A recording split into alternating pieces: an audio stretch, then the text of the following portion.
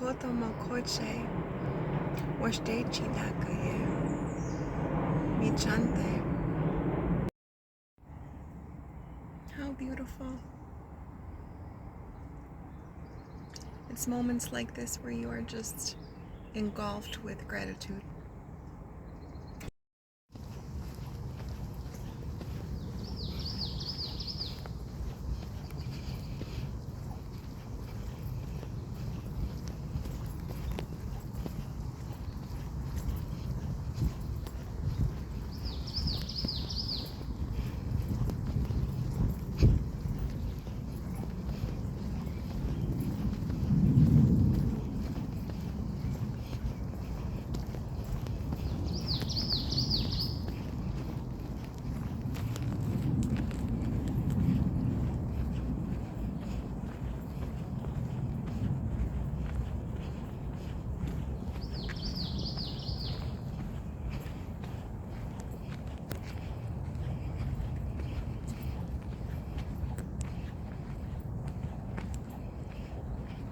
Beautiful woodland nettle covers the forest bed.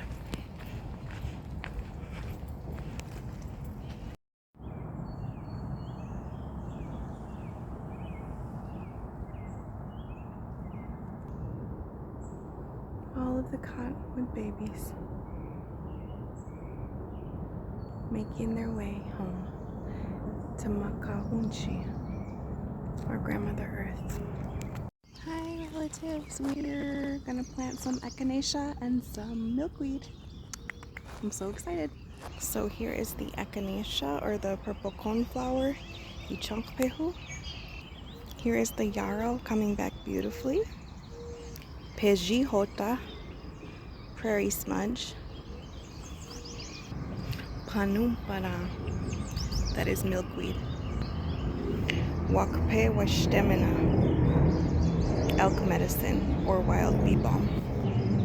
And here's our beloved sweetgrass. Wakpe yatapi. And that is hyssop. Yay! The garden is looking beautiful here. I just need to water her in. Hey beautiful friends, just finished one garden. Had a beautiful time, replanted some of the native plants for the pollinator gardens and made them look a little bit more lively and loved, and so I'm really excited about that. The youth was out here with me and we had a fantastic time and we were just loving on Mama Earth, and so on to the next. See you in a minute. We have arrived at garden number 2 and we are assessing the situation. We have our peppers and some lettuce going. Peppers have some sun damage, so we need to get working on them and we need to water them. Lettuce is growing, which is really good. We have some peas popping up. Okay. It looks like there's some wild lettuce in with the lettuce we planted. We do need to redo some of this. We need to clean the beds out and replant and water for sure.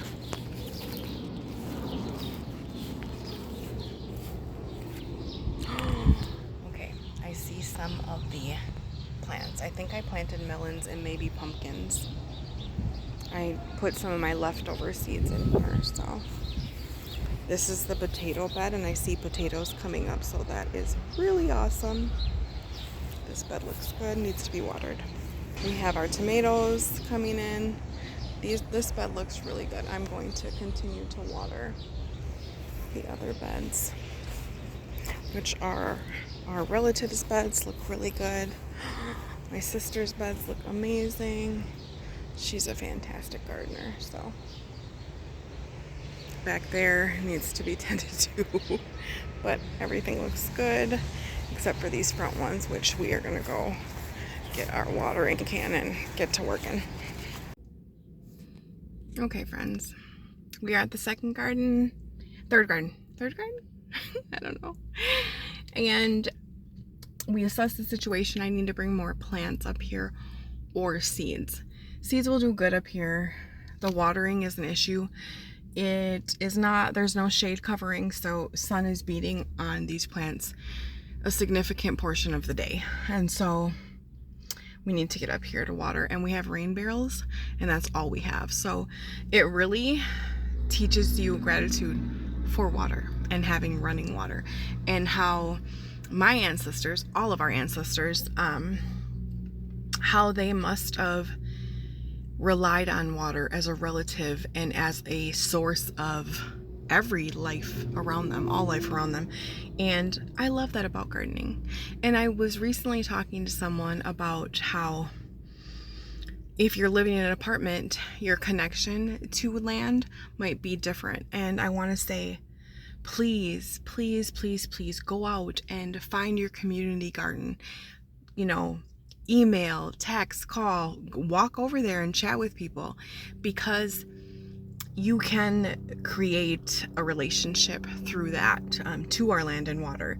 And even if you don't have the time or the resources or the ability to go find a community garden, go to a park. Watch how the land grows around you and engage with her, chat with her, sit with her. You know, your ancestors did that. They made time for the land and the water because the land and the water provided for their family. You know, we are so used to things being readily available. And this garden teaches me that when water's not readily available, my food doesn't grow. And I'm not nourished by that food because it's not being nourished by the water. And the reciprocity and that sacred circle of abundance and gratitude and compassion for the life around you and the responsibility to the life around you. I think that's the big part. And so gardening teaches you that, and I love that about gardening. And it teaches you to be humble and patient and be slow with yourself and slow with the growing world around you. We all grow at different paces, and that's what the garden teaches you. And so, you know, today, seeing the efforts that I put into planting the seeds and making sure that they grew from seed at home with love and care, and then bringing them, you know, over here and watching how, if they don't have what they need here, it is my job to help them. And there's something to be said about, you know, where they grew when they had love and care. They grew healthy and they were nourished and loved on. And then I put them in a space that wasn't, you know, necessarily their home or what they were used to, and putting a living being in a new space and expecting them to just grow the same. It's not, how do I say this? It's not, we can't expect that, you know? And I have mercy and compassion and grace on these little beings, and I want to do the best I can to help them. So I need to get back up here with a whole bunch of water, and I need to pray for rain to fill our rain barrels.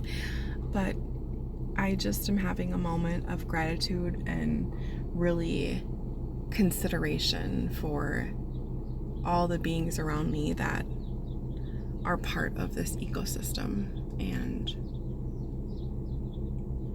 want to encourage people to sit with Mama Earth and sit with our plant beings and go down by the water and be grateful. She is a spiritual living being that adds significance and purpose to each of our lives. That's it. That's all for now.